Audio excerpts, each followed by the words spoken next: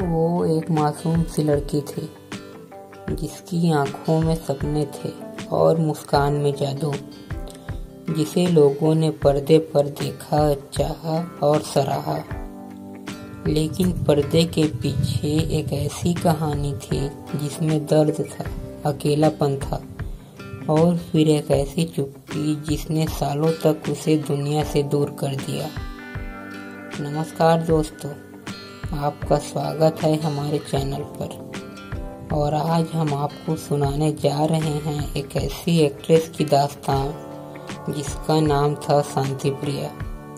एक नाम जो कभी लाखों दिलों की धड़कन था, लेकिन फिर जैसे वक्त की भीड़ में कहीं खो सा गया।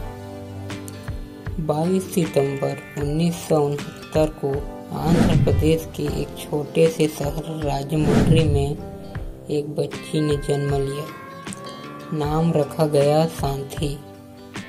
एक सीधा साधा परिवार, सादा जीवन, लेकिन संस्कारों से भरा हुआ माहौल। उसके घर में पहले से एक सितारा था, उसकी बड़ी बहन भानुप्रिया।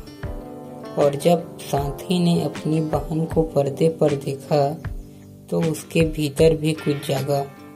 वो घंटों शीशे के सामने खड़ी होकर एक्टिंग करती, कभी मुस्कुराती तो कभी गम में डूब जाती। भरतनाट्यम में माहिर उसकी चाल में लय था और आंखों में भाव।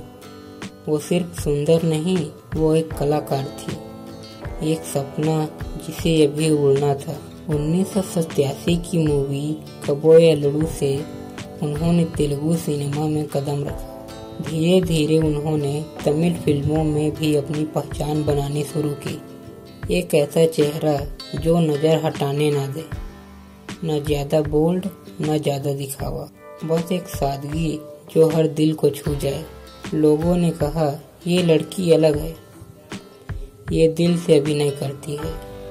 और यहीं से शुरू हुआ शांति प्रिया का वो सफर जिसमें मंजिलें तो थी लेकिन रास्ते आसान नहीं थे। 1991 में फिल्म आई सौगंध। बॉलीवुड को मिला एक नया चेहरा, अक्षय कुमार, और उनके साथ शांति प्रिया। पर्दे पर दोनों की केमिस्ट्री कुछ ऐसी थी जैसे पुरानी आत्माएं फिर से मिली हों। फिल्म भले ही बहुत बड़ी हिट ना रही हो, लेकिन शांति प्रिया ने सबका दिल जरूर जीत लिया।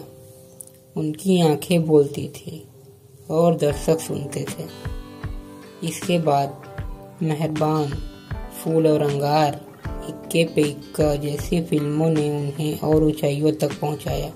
लेकिन इस चमक के पीछे एक साया था, एक खालीपन जो किसी को नजर नहीं आता था।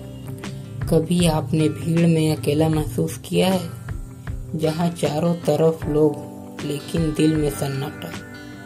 शांति प्रिया की जिंदगी कुछ ऐसी ही थी। हर पार्टी में चेहरा चमकता था, हर कैमरे को उनकी तस्वीर चाहिए थी। लेकिन जब वो घर लौटती तो सन्नाटा उनका इंतजार कर रहा होता था। वो मुस्कुराती थी लेकिन अंदर से थक चुकी थी। शोहरत की इस चकाचौंध में उनका दिल सिर्फ एक बात चाहता था, कोई ऐसा जो उन्हें सच में समझे। और फिर एक दिन उनकी जिंदगी में आए सिद्धार्थ राय, सीधे साधे, शांत और बेहतर समझदार।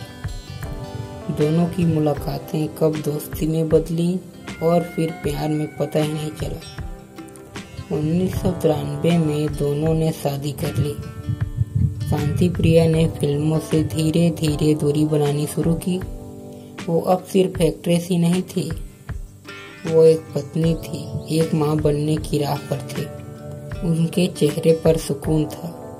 लगा जैसे अब जिंदगी ने उन्हें वो दे दिया है जिसकी उन्हें सबसे ज्यादा जरूरत थी, प्यार और अपनापन। लेकिन जिंदगी कब पलटे कौन जानता है। एक सुबह सिद्धार्थ राय को दिल का दौरा पड़ा और शाम तक वो शांति प्रिया की जिंदगी से हमेशा के लिए चले गए। जिसने प्यार करना सीखा था उसका प्यार छिन गया, जिसने घर बसाया था उसका घर उजड़ गया। शांति प्रिया ने दुनिया से खुद को काट लिया। उन्होंने कहा था, मैंने आईना देखना छोड़ दिया था।